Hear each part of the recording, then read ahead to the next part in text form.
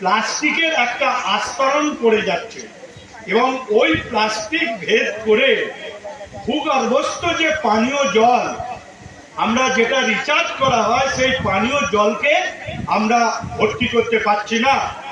আমরা পর্যাপ্ত জল ব্যবহার করতাম। একটা টাইম এই নদীতে স্নান করা যেত, একটা টাইম বাড়ির পুকুরে স্নান করা যেত।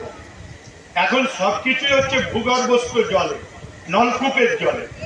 আমি যখন 1993 সালে গ্রাম পঞ্চায়েতে মেম্বার ছিলাম, যে গ্রামে আমি দাঁড়িয়েছিলাম মাত্র 5টি নলকূপ ছিল।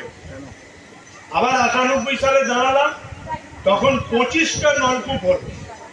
99 সালে প্রথম নলকূপে সিলিন্ডার ব্যবহার হলো। তখন ছিল চাপা কল, মানে জলের লেয়ার ছিল ওপরে, চাপা কলে ব্যবহার করলে জল উঠে আসতো।